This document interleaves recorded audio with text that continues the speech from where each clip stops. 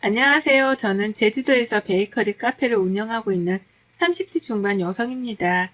오늘 비가 와서 그런지 오랜만에 카페가 한산하네요. 혼자 이렇게 여유를 부릴 때면 사연 채널을 읽어보곤 하는데요.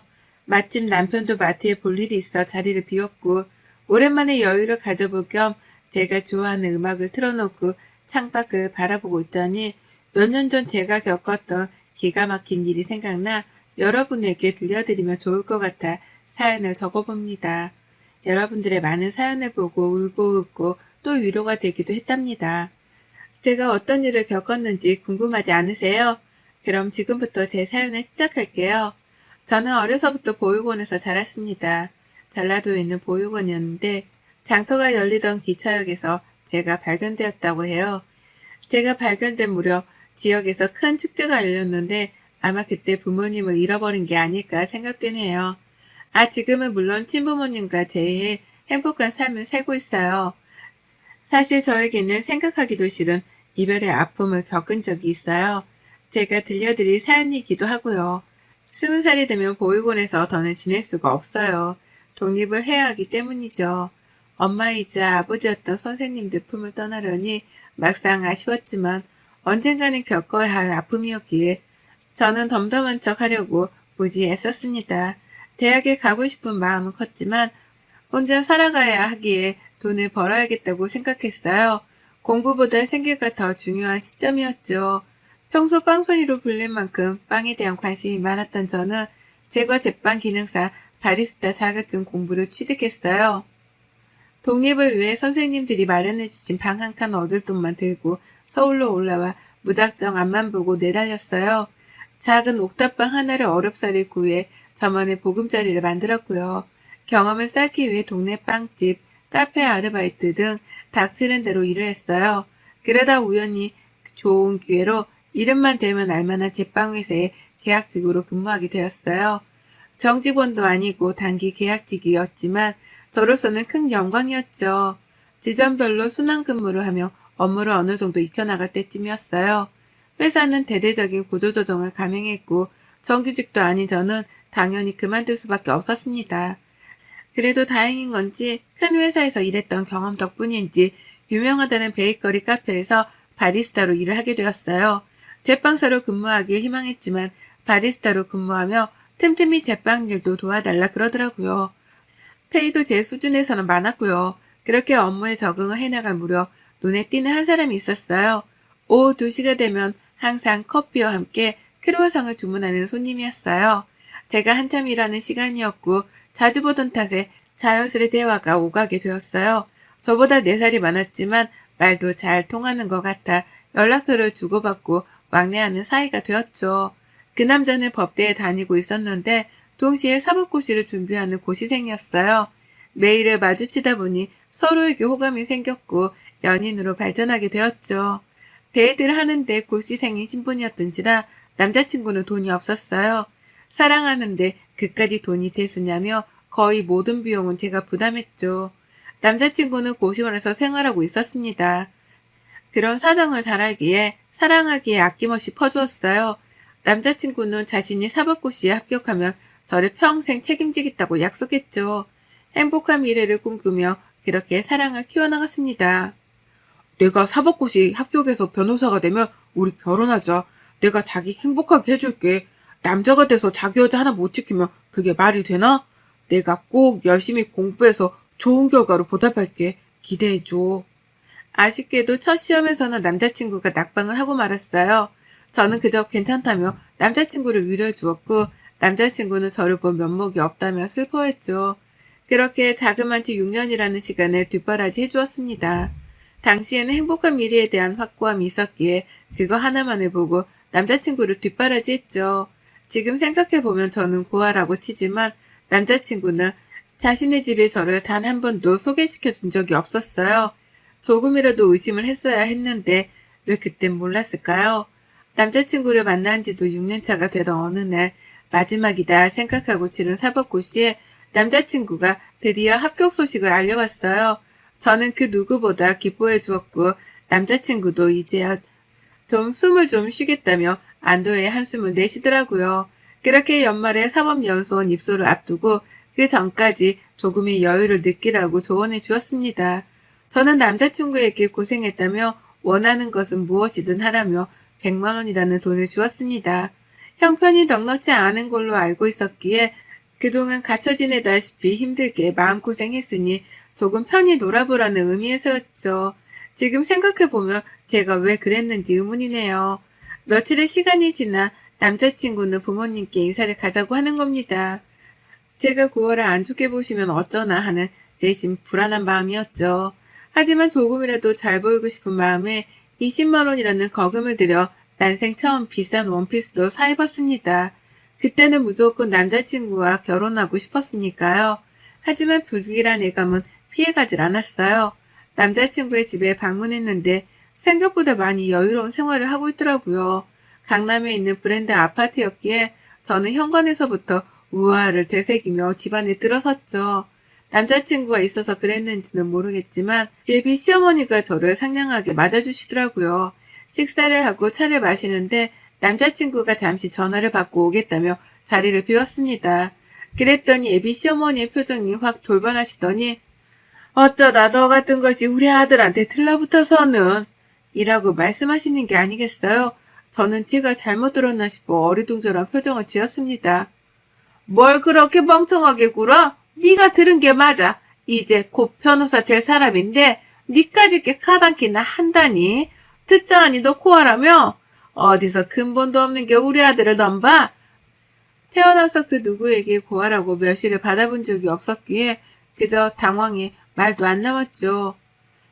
이 정도 눈치 줬으면 알아서 떨어지겠지. 장차 변호사 될 사람 아껴 망치지 말고 알아서 떨어져 줘. 좋은 혼차가 널리고 널렸는데 왜 너 따위랑 결혼을 하겠니? 좀 더 현실적으로 생각해봐라. 네가 우리 아들 짝으로 가당키나 한지. 라고 막말을 하는데 어찌할 줄 몰라 그저 우물쭈물할 뿐이었어요. 그렇게 남자친구 집에서 돌아온 뒤 왠지 모를 찝찝함에 잠을 이루지 못하는 날도 많아졌어요.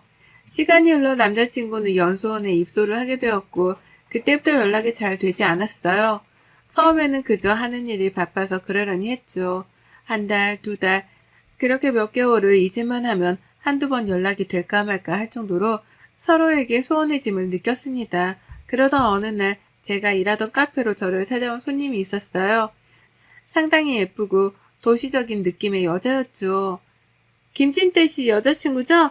나 이진아라고 해요. 진태 씨랑 연수원 동기고요. 아무래도 얼굴 보고 이야기하는 게 나을 것 같아서요. 나 진태 씨랑 곧 결혼해요. 그동안은 봐줬지만 이제 진태 씨 만나지 말아요. 내가 베푸는 마지막 배려예요. 머리를 망치로 한 대 얻어맞은 듯한 충격으로 저는 제대로 말도 하지 못했어요. 제가 믿지 못하겠다는 표정으로 바라보자 그 여자가 그러더군요. 우리 어려서부터 약혼했던 사이예요. 진태 씨 아버님이 식품업체 대표이신 거 알죠? 연수원 졸업하고 나면 바로 결혼식이에요. 한 달 뒤죠. 미리 단둘이 해두려고 찾아왔어요. 유부남 만나면 안 되잖아요. 무슨 말인지 더 잘 알 거라 생각해요. 더 이상 만나지 마세요. 그리고 이 정도면 보상은 섭섭지 않을 거라 생각해요. 가볼게요. 알고 보니 그 여자와는 이미 어렸을 때부터 집안끼리 결혼을 약속한 상태라고 했어요. 뒷바라지 해준 보답이라며 돈봉투에는 1,000만 원이 담겨 있었죠. 그동안의 시간이 주마등처럼 스쳐 지나가더라고요. 20대 청춘을 바쳐 남자친구 뒷바라지를 해주었던 내 소중한 시간들. 이러려고 개고생해서 일하고 돈을 벌었던 건 아닐 텐데 말이죠. 화도 났지만 남자친구에게 직접 말을 듣고 싶어 남자친구의 집으로 찾아갔어요. 도통 연락이 되지 않았던 터라 실례를 무릅쓰고 찾아간 거였죠. 남자친구의 엄마는 저를 보더니 여기가 어딘 줄 알고 오냐며 뜨뜻 물을 끼얹더라고요. 그 소리에 방에서 나온 남자친구는 너무도 당당하게 이야기하더라고요. 쥐나 만났다며? 그럼 어느 정도는 알아서 나가 떨어져야지. 구질구질하게 집까지 찾아오고 말이야. 네가 비련의 여주인공이야? 돈이 모자르니? 대충 계산해서 넉넉하게 넣었는데. 정말 끝까지 사람을 비참하게 만들더라고요. 더 이상 있으면 안 될 자리 같아 눈물을 머금고 집으로 돌아왔습니다. 차라리 뺨이라도 한 대 치고 돌아올 걸 후회하면서 눈물로 밤을 지새웠답니다. 카페에 출근도 하지 않은 채 며칠을 술을 마시며 보냈어요.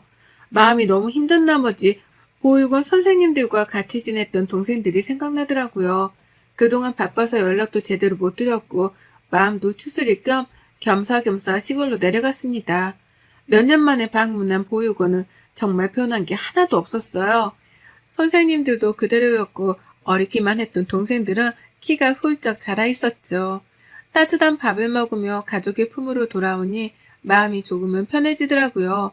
그렇게 일주일 정도의 시간이 흘렀을까요? 어느 정도 마음을 추스렸기에 다시 서울로 올라갈 채비를 하고 있었습니다. 원장 선생님께서 저를 조용히 부르시더라고요. 긴히 할 말이 있다면서요. 무슨 일이세요? 원장 선생님께 묻자 우물쭈물 하시며 한참을 고민하시더라고요. 지연아, 지금부터 원장 선생님이 하는 말 잘 들어. 사실 네 친아버지로 추정되는 분이 찾아오셨다. 정말 어렵게 찾았다면서 아이를 볼 수 있냐고 사정을 하는데 내가 함부로 할 수 있는 부분이 아닌 것 같아서 네 의견을 먼저 물어보겠다고 했어. 정말 뜬금없었죠. 한 번도 생각해 본 적 없던 친부모였거든요. 그만큼 선생님들의 무한한 애정이 있었기에 가족을 그리워하거나 찾고 싶다는 생각을 딱히 하진 않았습니다. 원장 선생님은 주소가 적힌 쪽지를 주시며 마음 정리가 되거든 찾아가 보라고 하셨어요. 저는 알겠다고 대답하고 서울로 올라왔고 카페 사장님과 친해진 덕에 저의 무단 결근은 휴가 처리가 되어 다시 열심히 일을 한다는 약속을 드리고 정상적인 근무를 하게 되었습니다.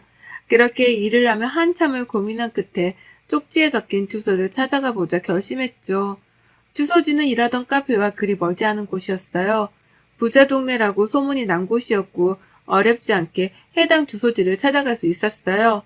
드라마에서나 볼 법한 커다란 저택이 제 앞에 있었죠. 긴장된 마음으로 초인종을 눌렀습니다. 안녕하세요. 박지영이라고 합니다. 보육원 선생님께서 주소 전달받고 찾아왔어요.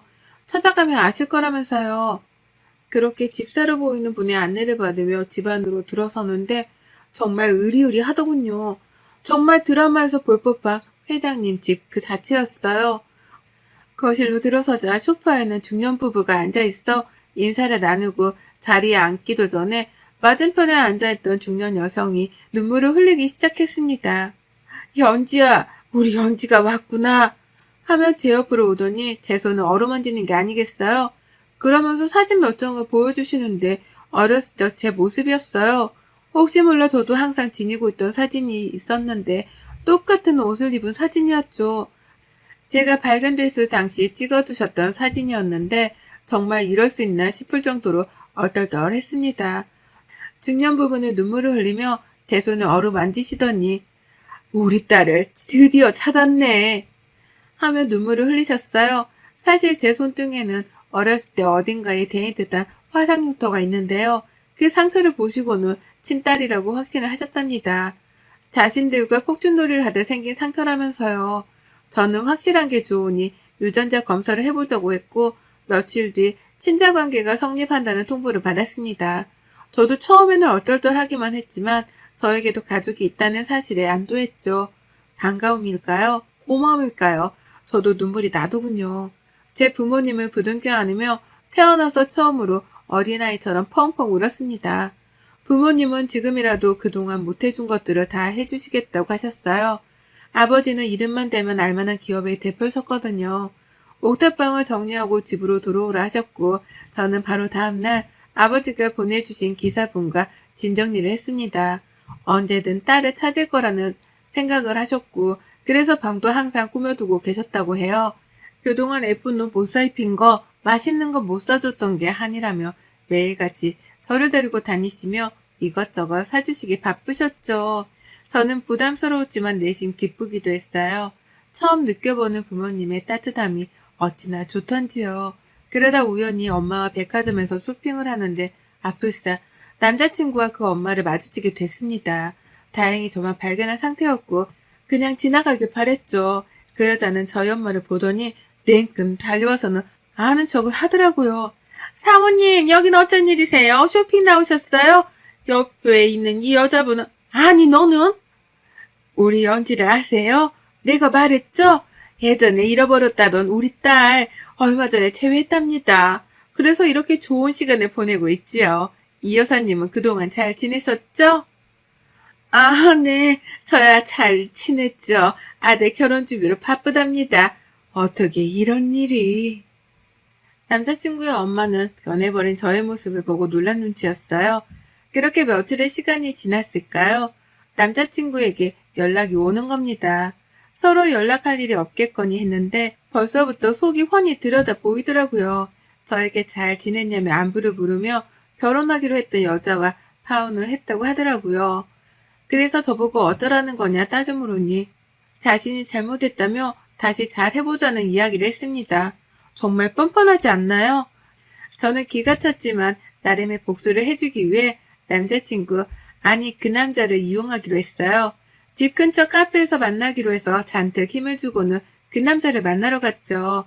아버지가 저에게 경호원을 하나 붙여주셨는데 나이도 동갑이라 친구처럼 서스럼 없이 지냈습니다. 모종의 계약을 했죠.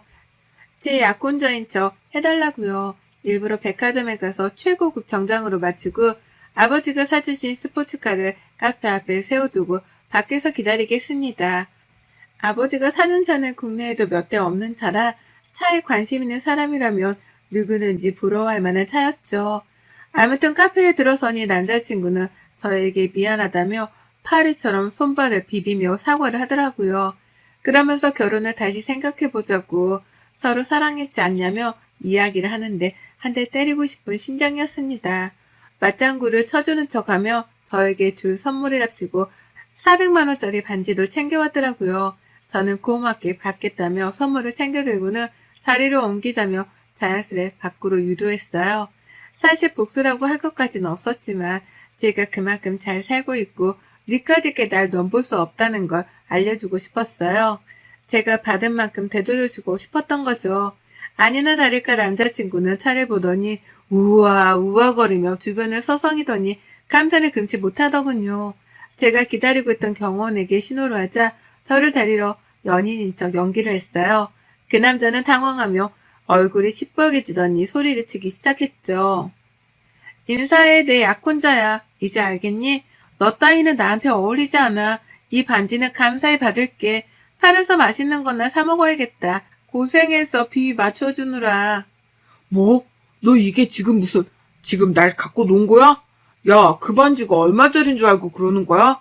반지라도 돌려줘. 이게 뭐 하는 짓이야, 지금? 이까진 일로 그렇게 화를 내며 쓰나. 그리고 이 반지 줬다 뺏는 게 어딨니? 아, 1,000만 원? 이 더러운 돈 가지고 있기도 싫었어. 그냥 반지랑 너 다 가져라. 구질구질하게. 정말 찌질하다 너. 어디 가서 너 같은 여자 만나서 꼭 결혼하길 바래. 나 만난답시고 약혼도 깨고 왔는데 어쩌냐? 너 변호사 인생 쫑치게 생겼는데. 그렇게 악다구니를 쓰며 소리치는 그 남자를 뒤로하고 저는 경호원과 함께 집으로 돌아왔어요. 통쾌할 줄 알았지만 꼭 그렇지만은 않더라고요. 그들과 제가 다르지 않는 게 뭐가 있나 괜히 그랬나 후회도 되더라고요. 끈질기게 연락을 해왔지만 이 사실을 부모님께 알렸어요. 부모님이 왜 이제서야 말했냐며 남자친구네 집안에 투자하기로 했던 투자금도 회수하시고 배워먹지 못한 집안이라며 거래할 가치가 없다고 완전히 인연을 끊었습니다. 내 이것들을 그냥 감히 내 귀한 딸한테 그런 모욕을 주다니. 그건 나를 모욕한 거나 마찬가지야. 김비서, 당장 이변한테 연락 넣어서 모든 조치는 다 취하도록 하게. 그리고 그쪽에 투자하기로 했던 건 생각해보기로 했던 차였는데 그냥 없던 일로 하지. 우리 집안의 무시한 대가가 무엇인지 알려줄 필요가 있겠구만. 겨울이 지나고 봄이 오더군요. 아버지는 이제 일을 다닐 만큼 다녔으니 저만의 사업을 해보는 게 어떻겠냐고 하셨어요. 저는 오랫동안 꿈꾸었던 베이커리 카페 창업을 하기로 결심했죠. 카페에서 10년 정도 일했고 공부도 어느 정도 했으니 이제는 때가 되었다 생각했죠. 솔직히 돈이 없어 카페를 차릴 생각은 엄두도 못 냈었거든요.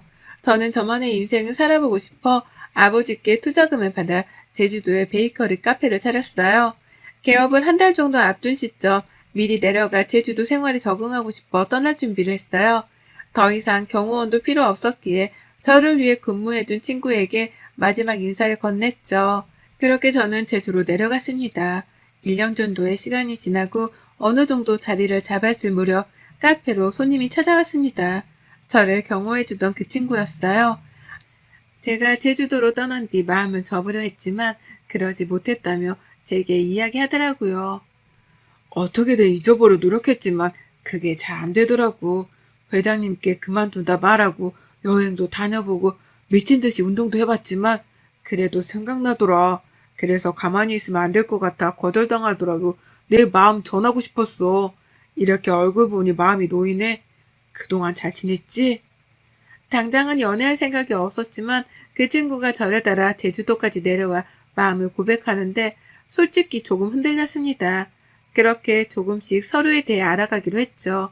지금은 그 사람이 제 남편이 되었고요.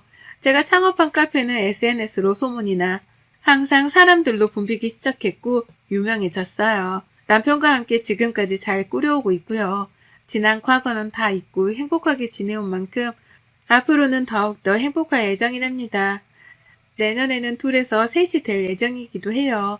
제 긴 사연을 들어주셔서 감사합니다. 여러분도 행복하세요? 여러분의 생각은 댓글로 남겨주세요. 오늘도 시청해주셔서 정말 감사합니다.